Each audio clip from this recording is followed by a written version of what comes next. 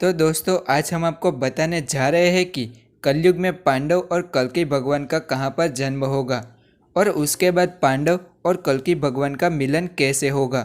तो दोस्तों आज की वीडियो बहुत ही इंटरेस्टिंग होगी, तो वीडियो को थोड़ा भी स्किप मत करना वरना आपको इसके बारे में पता नहीं चलेगा।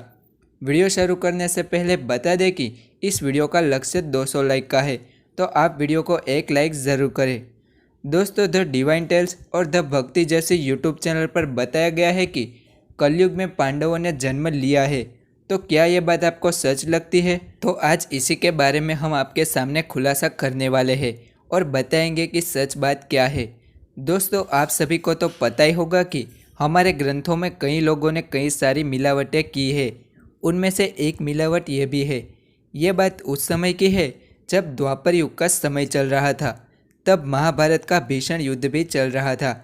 उस समय अंत में दुर्योधन ने अश्वत्थामा को सेनापति नियुक्त कर दिया था, परंतु अपनी मृत्यु का इंतजार कर रहा दुर्योधन अश्वत्थामा से बोला, मुझे किसी भी तरह पांडवों का कटा हुआ सिर देखना है।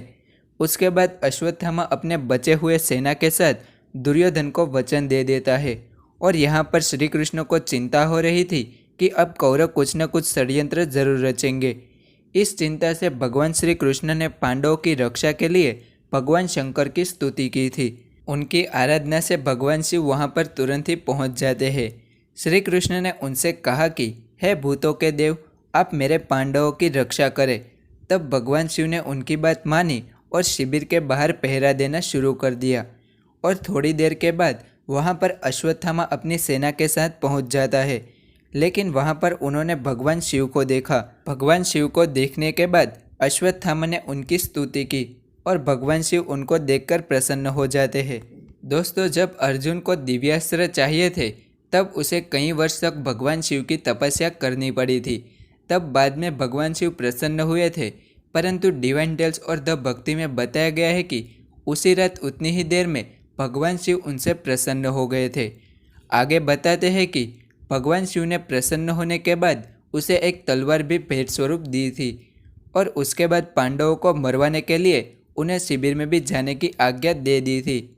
इसका मतलब तो यह हुआ कि भगवान शिव ने कृष्ण की आज्ञा का पालन नहीं किया। जब भगवान शिव को शिविर की रक्षा के लिए रखा गया था तो क्या उनका विचार अचानक से बदल जाएगा? आखिर भगवान शिव ही किसी के वचन को क्यों तोड़ेंगे? उसके बाद जब अश्वत्थामा अंदर गया तब उसने पांडव के पुत्र को मार दिया था, क्योंकि उस समय पर पांडव नदी में स्नान करने गए थे और उसे लगा कि वो पांडव ही सो रहे हैं। उसके बाद जब पांडवों ने आकर देखा कि उनके पुत्रों की मृत्यु हो गई है, वो भी भगवान शिव के होते हुए भी, तब पांडवों को वे सब बता देते हैं। उसके बाद पांचों पांडव उनके साथ युद्ध करने लगते हैं। दोस्तों क्या आपको लगता है कि बिना जाने पांडव भगवान शिव को अपमानित करेंगे?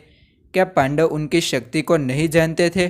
तब भगवान शंकर ने कहा कि तुम सब वासुदेव कृष्ण के भक्त हो, इसलिए मैं तुम्हें माफ़ करता हूँ, लेकिन तुम्हें इस बात के लिए कलयुग में भी जन्म लेना पड़ेगा। दोस्तों क्या भगवान शिव ऐसा कर सकते हैं? यह बात हमें कमेंट बॉक्स में ज़रूर बताइए।